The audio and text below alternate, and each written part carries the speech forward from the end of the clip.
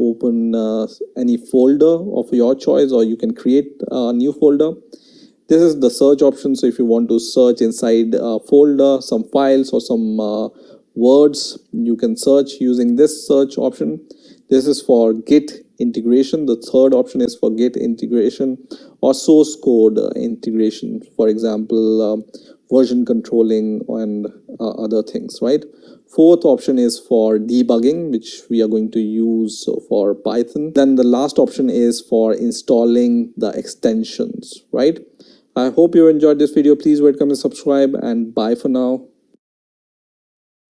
Hi, have you always wanted to learn to code but don't know where to start? Would you like to make amazing websites and apps and bring your ideas to life? Then this is your course on web development. From beginner to advanced, programming is the most in-demand skill in 2019. And this skill can be yours with this course, all for the price of lunch. The course begins with the basics. I take you through everything you need to know to start building websites like an expert. Next, you'll learn all the fundamentals of front-end and back-end web development and how you can use them to start creating your own web applications. The course is packed with over 35 hours of hands-on tutorials. Plus, I also offer a 100% no question asked money back guarantee. So what are you waiting for?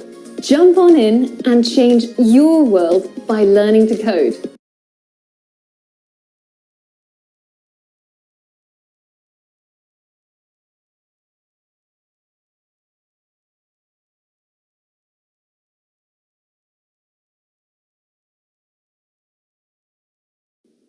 Hey guys, in this video, I'm going to show you how you can download and install Visual Studio Code on your Windows 10 operating system. So let's get started. So to start with, just open your favorite browser and search for Visual Studio Code.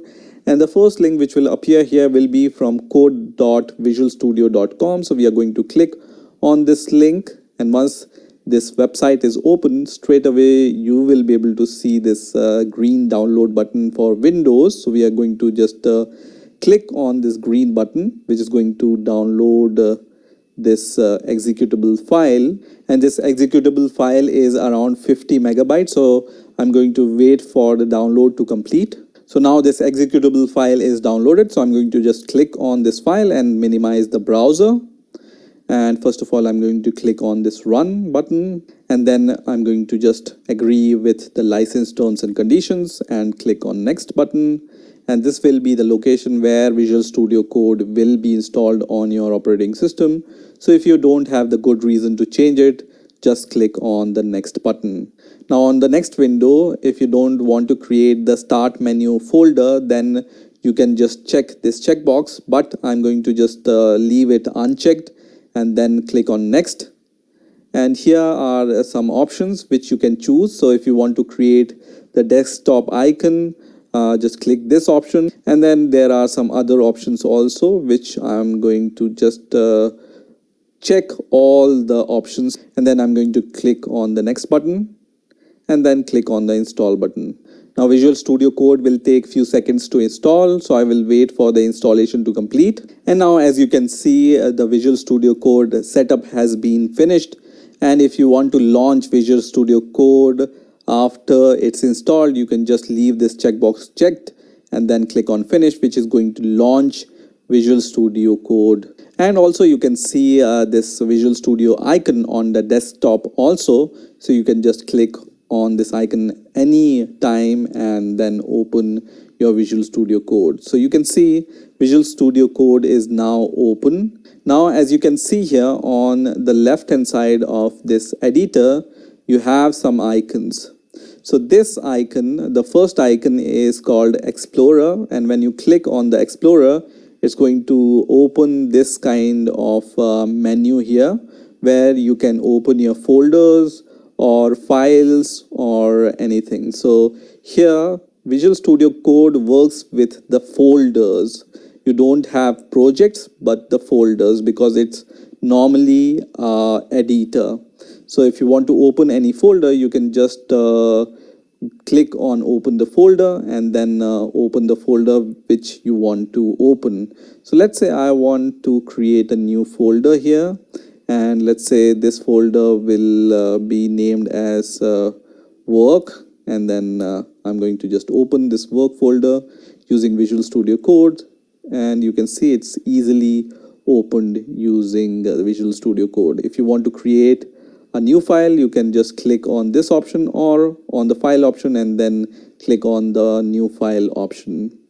Now if you want to search into your files, then you can use this search button also. So let me create a test file. So test dot let's say we want to create a Python script. So I'm going to just create a test.py file, and straight away when you open any file which is related to some programming language and Visual Studio Code is going to detect it, you can see a Python extension is recommended for this type. So if you want to install the Python extension, then you can just click on the Python extension, and it's going to provide you the support for the Python extension.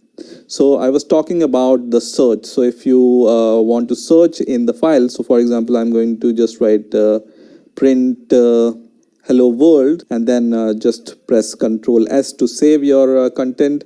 So you can press Ctrl F to find your stuff inside the current file. So for example, I just want to find out the print statement, so just type print, and you can see it's highlighted. Or if you want to search in the whole folder, then you can click on this option, and it's going to search for your keyword in the whole folder in which you are working in.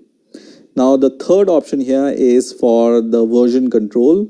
So if you want to use any version control, for example Git, Visual Studio Code has a very good integration with Git. So this button is for that. Now the next button is for debugging. So let's say you want to debug your Python script, you can click on this option and debug it. And the next button here is for the extensions. So here when you click on the extensions, you can search for many extensions which are given by the Visual Studio community. So you can see popular extensions are Python extension, C++, ESLint. So there are many extensions here. Also you can search your extensions from here. So let's say you want to just search the extensions for Python. So you can just search for Python, and it's going to recommend you these extensions which you can use to develop your Python script. If you want to search for Java, just search for Java, and it's going to give you all the extensions related to Java. So this is how you can use Visual Studio Code. Now let me tell you one last thing before I end this video. So for example, you want to open your Visual Studio Code using the command line. So you can just right click on your Windows icon, and I'm going to open the command line.